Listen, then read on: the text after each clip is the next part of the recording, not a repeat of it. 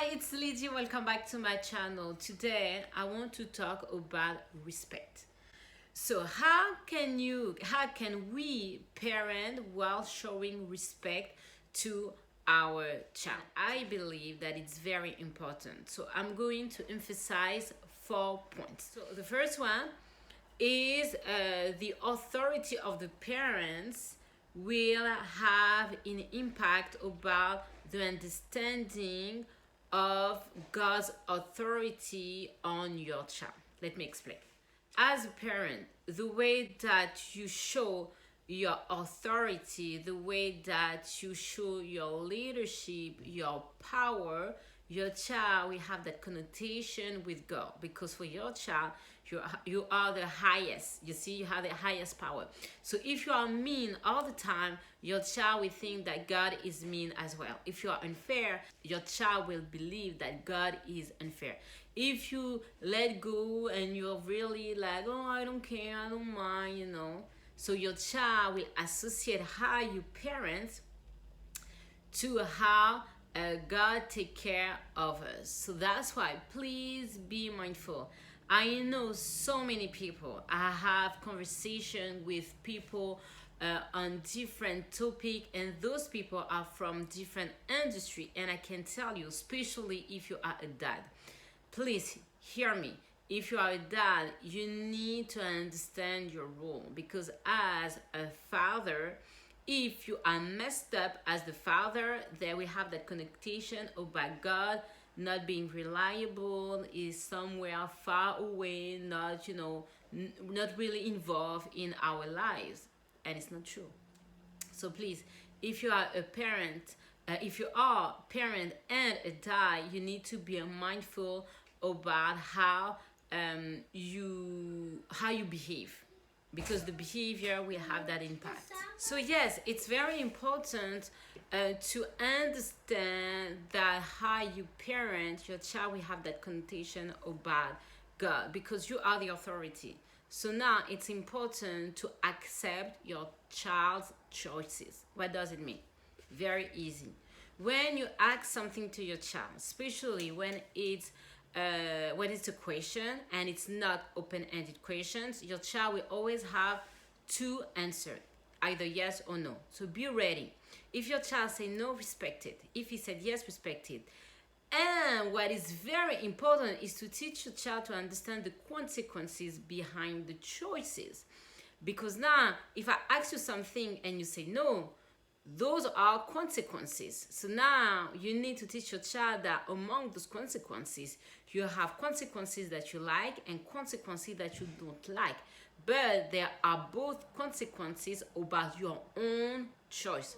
Most of the time, you're going to see that children see what is happening to them as they were victim. So it's like, oh, my mom, make me do that, or my dad, or things like that. And you don't want that. You want your child to have ownership of their own lives. As early as 3 years old, I would say, be careful. I don't say that your child is mature enough to take all type of responsibilities.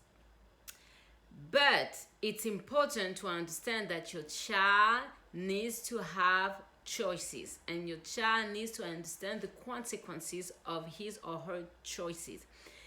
Then you will see that your child will go to you for more counseling and also for more advices, to remind that to your child, like, do you have all the questions? Do you have all the answers? Do you have all the information that you have, so you can take a decision?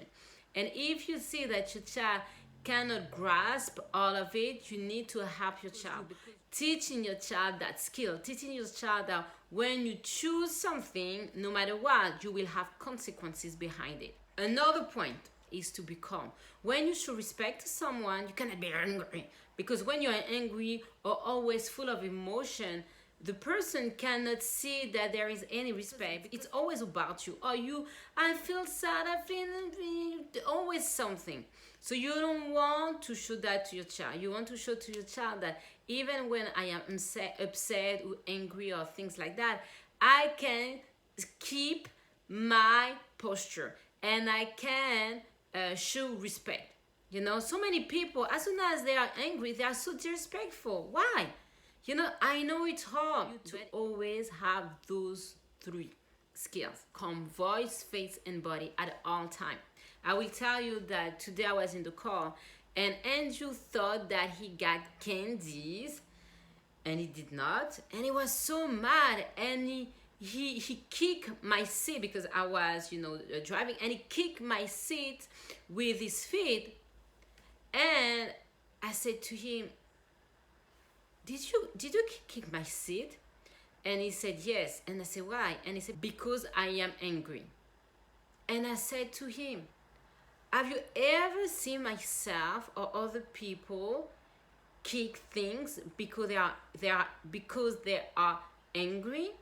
It's not a reason. When you are angry, it's important to always keep your posture, because otherwise everybody will punching everything and everyone. We cannot be in a society like that. As soon as a man, boom. No. I do not want that type of society, and that's why it's important for you to always stay calm, even though it's hard. I know it's hard. That's why you need to pray. Even though it's hard, but it's important to stay calm. And I will tell you that being angry, it's a sin. Not supposed to be angry. We're supposed to be calm. Okay? So something can make you, like, I'm hungry.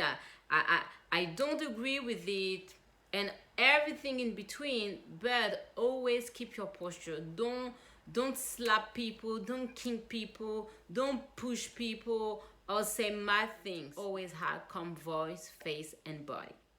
Then the last point, and when you show respect, to adapt it to your child's age. You're not going to show respect the same way that you do for a baby than for an adolescent. You need to be mindful about that. Sometimes you think that you show respect, but you're like, you treated, the kid as a baby, or you're treating that young person as a kid, and it cannot be, because when you do that, respect is not there. Because you need to take into consideration the age and the maturity of the person. So depending on the age, the maturity will be different. Otherwise, your child will always feel that you treat him or her as a kid, as a baby. So right now in my house, my sons are 6 years old and 4 years old. So the respect that I show to my 6 years old is slightly different than the 4 years old. Why? Because they don't have the same age, they don't have the same maturity, and they don't have the same responsibilities. So to Benjamin, the oldest, I will show him respect by giving him, extra things, so he can see, I am the big brother. And same thing for Andrew. I will give him extra things to show him that now he's not 3 years old, but he's 4 years old. It goes together. And sometimes we just think that, our kids, they are just kids. And we're not going to acknowledge that every year we should train our child, provide skills, new skills, so then they can see that we respect them and we are eager to see who they will become by God's grace. The first one, remember that the authority that you have with your child, the child will associate it to God. So if you are unfair, mean, and abusive, your child will think that God is like that. So please read your Bible so you can understand God's character, and you can better train your child and equip your child to love and obey God. The second one, respect your child choices, and to teach your child that for each choices you will have consequences that you like and consequences that you might not like. You own your choices. You're not a victim.